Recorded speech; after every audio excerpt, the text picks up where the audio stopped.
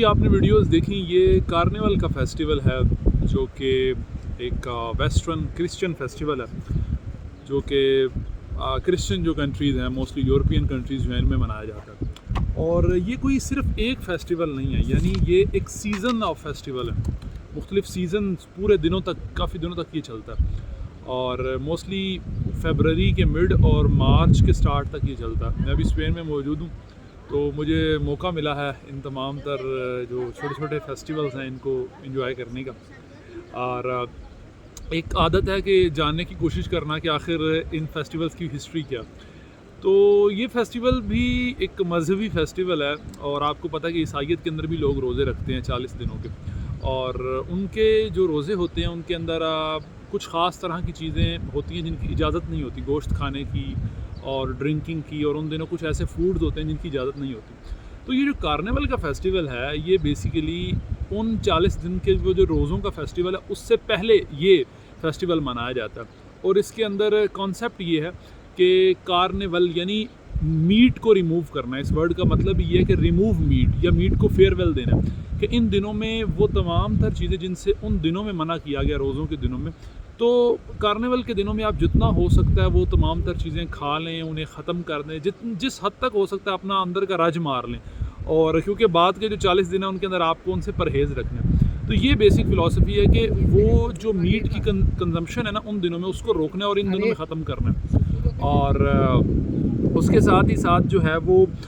मुख्तलिफ़ तरह की सेलिब्रेशंस होती हैं इन दिनों में। लोग अपने घरों से बाहर निकलते हैं, अपने बच्चों को लेके आते हैं। बच्चों ने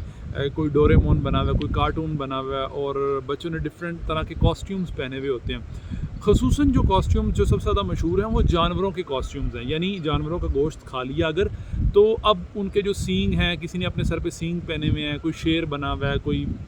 हाथी बना हुआ है, कोई बंदर बना हुआ है, किसी ने दांत लगाए हुए हैं किसी जानवर के अपने चेहरे पे। तो कॉस्ट्यूम्स भी जो हैं वो जानवरों की चमड़ी और खाल और उससे कुछ ना कुछ रिलेटेड होते हैं, ठीक है। तो वो एक सिंबल, पुरानी याद का, और वो जो पुरानी फ़िलासफ़ी का एक सिंबल है कि उस तरह की जो चीज़ें हैं वो ये लोग पहन के अपने घरों से जो है वो निकलते हैं। उसके अलावा जो चेहरों पे मास्क पहने होते हैं, या कुछ लोगों ने अपने चेहरे ढांपे हुए होते हैं और बिल्कुल एक ख़ास तरह की कपड़े और चीज़ें पहनी हुई होती हैं, तो उससे एक ये भी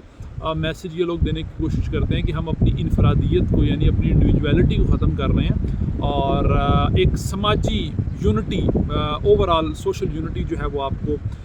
देखने को मिलती है। उसके अलावा इस फेस्टिवल में जो है वो मोस्टली लोग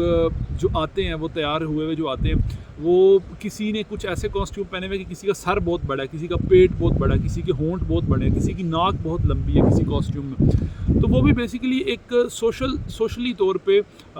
मजाक करने का या तंज़ करने का, हुकूमत के ऊपर या समाजी मसाइल के ऊपर तंज़ करने का एक इनका तरीक़ेकार होता है कि अगर नाक लंबी है तो ऑब्वियसली वो लोग जिनके ईगो के मसाइल हैं उनकी नाक लंबी है, या सर बहुत बड़ा तो एक बंदा जो अपने आप को बहुत बड़ा अक्लमंद समझता है, पेट बहुत बड़ा तो ओवर ईटिंग जो बंदा कर रहा है उसे कम करनी चाहिए। तो इनफरादी तौर पे जो लोगों के मसाइल हैं, और समाजी तौर पे जो मेन अथॉरिटीज़ हैं, जो गवर्नमेंट्स वगैरह हैं, उनके साथ इनके जो गिले शिकवे और बातें होती हैं, उनको भी ये इस तरह के कॉस्ट्यूम्स में और चीज़ों में जो है वो दिखाने की और बताने की जो जितनी हो सकती है वो कोशिश करते हैं। तो ये थी आज की वीडियो, जो कि एक यानी एक फ़ेस्टिवल की हिस्ट्री और उसके बारे में बताने के लिए मैंने बताई। तो अपना ख्याल रखिए।